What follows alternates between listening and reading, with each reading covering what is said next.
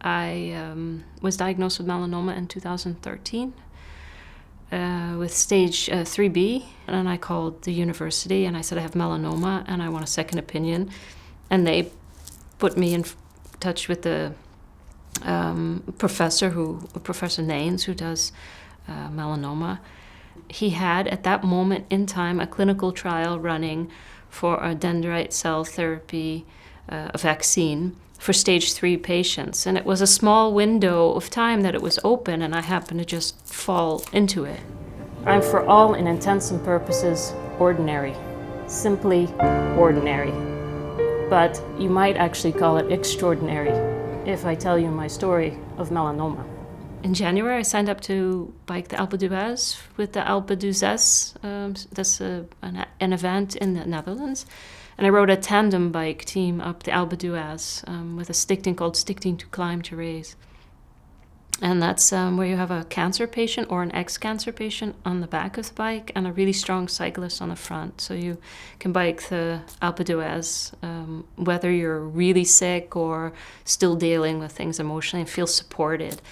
And it was kind of my way to do something challenging. I'm not a big bicyclist, or I wasn't. And I also have a little bit of a hard time allowing people to help me and getting that support. So I thought this is sort of a way of me accepting somebody's help. In October, I returned to work. I started the Trimix DC trial, a series of 5 injections. But I was reading about it and I was just doing what I had to do. But for the rest of my life, I just moved on. And it spread to under my chin in December. And it was my birthday the day that I got the diagnosis, and I had metastatic tumors in my liver and in my collarbone and in my upper bone in my arm. And he explained to me that I would start on ipilimumab, and I knew what that was because I'd read a lot. And I said, okay, great, when do we start? And he looked at his watch and said, well, it's too late today, but we'll start Monday. And he also explained to me that the chances of ipilimumab working were very small, and I knew that as well. But I also said to him, well, it has to work in somebody, and those 10% or 15% of the people it works in are someone has to be in that 10 or 15%, why not me? And my goal was simply to find peace and not worry if cancer came back, that I only hear like, oh, if you had just...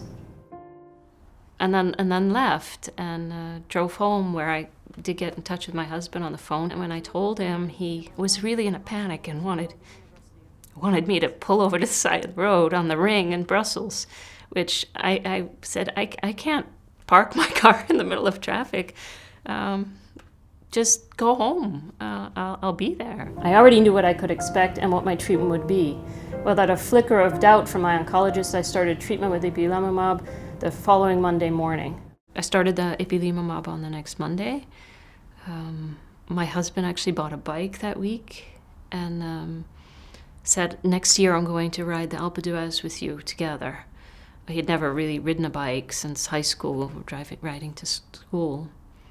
And I didn't believe I would be alive, but I didn't have the heart to tell him that I didn't believe that. So I just said, okay, let's go for a bike ride whenever we can. My husband, a champion couch potato, purchased a bike after the week, really, a week after my diagnosis, and declared that we would ride the Alpe d'Huez in 2015. My husband and I, our relationship is open with communication and all, but I think that we're not an overly emotional or an overly dependent. And I think when my husband bought that bike, it was he didn't really say a lot about the melanoma or my treatment, and he would go if I asked him. But when he just went and bought a bike and he said, this is what we're going to do, I knew that was his way of saying, this is my way of supporting you. This is, I'm going to bike with you. I'm going to move with you. We're going to make this epic journey up a mountain next year because you're going to be here and we're going to do it together. And I'm going to ride next to you. 1 year was as far as we could see. And that for me was already really, really distant goal because I didn't think I would make it. At the end of the summer and the treatment, it was clear that I had made no improvement, but at least things hadn't gotten worse. At the end of the summer, had my scans and treatment hadn't worked. And yet I never had any serious side effects from the treatment. And I was enrolled in the compassionate use program for pembrolizumab. It was actually, I believe it was the first day it was available here in Belgium. I told the doctor that if I worked for 2 weeks, it was better than sitting at home waiting to die. But I didn't die, as you can see.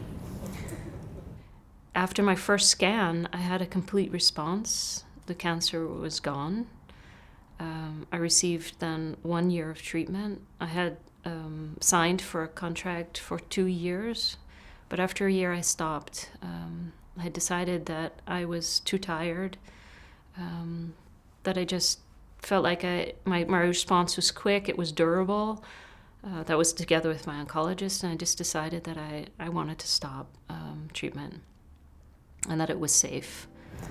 And although I was still working and taking care of my family, running and biking, including the Alpe d'Huez with my husband, not just once but twice in one day.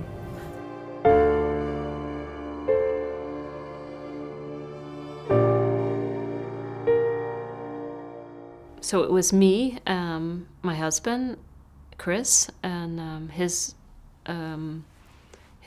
uncle Freddie, who was 70. And we were Team KFC, so Kacie, Freddie, and Chris, which we made into Kacie Fighting Cancer. And I remember there's a photo of me and Chris and Freddie and Sander all holding hands, crossing the finish line, which really was, for me, one of the, I thought, I can't believe I've done this. I stopped in 2015, September of 2015, and I have been completely tumor-free ever since. 52 weeks ago, I was here, diagnosed with cancer, with stage 4 cancer, 51 weeks ago, because it was 1 week after. And here I was, climbing the Alpe d'Huez. And I thought that was the best experience I could have until my husband said, well, do you want to do it again? And I was like, sure, I'll try. So we biked down, which was scary, and a very slow pace. I think the people, the Tour de France, they bike up as quickly as I bike down. And it was about 40 degrees and hot, and about noontime or 1 o'clock. But I kept thinking, I have to do this. I have to climb this time. Last time I did that for myself, I did that for my husband. This time I felt like I was doing that for all the people that didn't have the kind of luck that I had. And I really felt like the strength of everybody who had melanoma was pulling me up this mountain. Because there's no way I myself had enough strength to climb that, to bike that mountain, not only once, but twice in one day in 40-degree weather. And then I said, now I'm closing the door on my cancer treatment. But that's when things got actually difficult for me. Like, I had made peace with dying, and now I wasn't going to, and now I had to make peace again with living. I felt like I had to do something to make that survival worth it. My extraordinary outcome has only to do with one thing. That one thing was access to treatment. There's no amount of positive attitude or kilometers running that would have made my tumor shrink. I think that developing a melanoma group within Belgium and moving, that was the journey from moving from melanoma patient to melanoma patient advocate. That it was no longer just about me or just about my family or friends. It was about all the other people who couldn't necessarily stand up for themselves, who maybe were too sick or too scared to look for the information for themselves, but really needed some guidance in that. And that's where I feel like I need to be of use. Starting Melanoma Point has helped me through my journey as a melanoma patient into a melanoma patient advocate, and hopefully has made my survival mean something to more people than just the ones who call me Kacie.